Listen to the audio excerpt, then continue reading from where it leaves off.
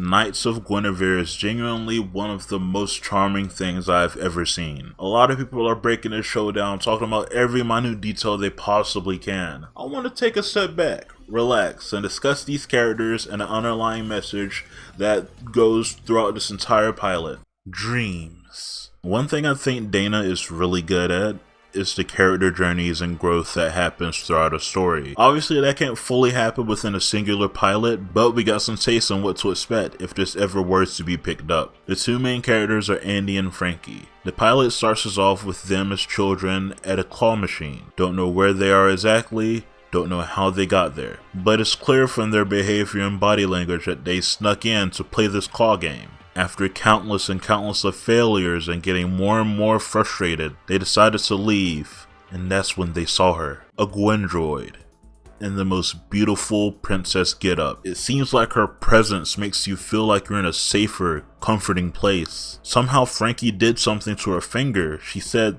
thank you, and ever since then, she never forgot that day. It's been years, and it's still her dream to one day be an engineer working to fix droids so other children can experience that feeling that she did that one time. Frankie has this innocence about her, this naivety towards the world that's admirable. Sometimes holding on to a dream is difficult, so you have to be in a more fantastical state to keep your hopes up and never stop striving towards your goal. On the flip side, Andy has the job Frankie dreams of, but to Andy, it's not all it's cracked up to be.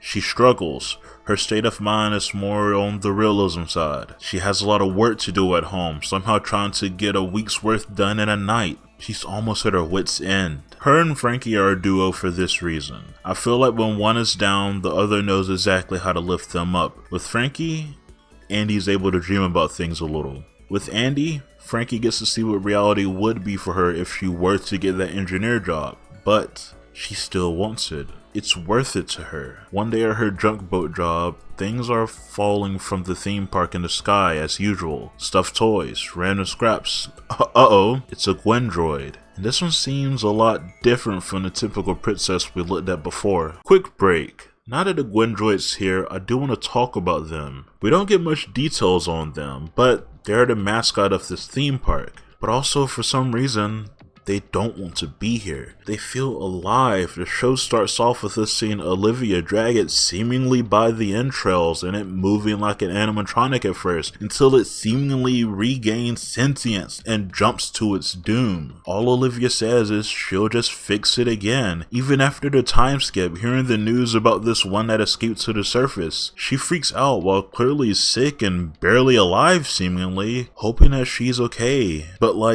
there's something sinister behind how she's saying this. It's with this childlike wanting to fix her broken toys, but also just something dark about it. I don't know. Did they enslave the Gwens and make them into androids somehow? Does each droid have a piece of the real Gwen within them, which is why they're able to access each other's memories? What are her knights exactly that she's talking about? This leaves so much mystery for me to ponder upon, and I love that. It's gonna spark so many theories and discussions for everybody to talk about until eventually it gets greenlit, if it does. But back on track. Frankie's boss clearly wants her to sell the droid, but now filled with even more dreams and wonders manifesting even in reality as well, with her stuffed animals talking to her about it. Her and Andy now have a personal mission to get the droid fixed. Who knows what this could do for them? It could get you many steps closer to your dreams like Frankie wants. Or it could get you into some real money like Andy desperately needs since she just got fired. Each step they take feels like it's getting weirder and creepier. There's this gigantic guardian thing that Olivia sent after them to retrieve the droid, and there's genuinely nothing they can do. Their dreams are on the verge of never coming true until the droid somehow awakens and slaughters the beast protecting them. This Gwendroid is the key to their dreams. Their key to a new fantastical world, a new life, a new beginning. And that's symbolized by when they finish it, it switches and shows us them from the Gwen's perspective. It shows them as kids again, as Gwen calls them by their name and says it's great to meet you again. Are they the knights? Do they have knight blood in them? Where is the story going? The possibilities are genuinely endless, and I love this. Welcome back, Dana. You've done it again. You've somehow done it again. I'm right back into it. But with that being said, that's basically it. What are your opinions on Knights of Guinevere? Leave them in the comments down below. I'm happy. I'm so happy. I barely know what to say. I wanted to talk about so many things, but also I didn't because everybody's talking about it. But after watching and after sitting down and really absorbing it, I wanted to say something. There's so many thoughts running through my head about it now that I don't know how she did it again, but she's made another good show. And that's all I can say. If you've watched this entire thing and haven't watched Knights of Guinevere yet, go do it.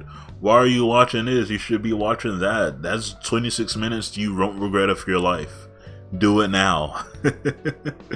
And with that being said, I'll see each and every one of you around next time. Okay. Goodbye.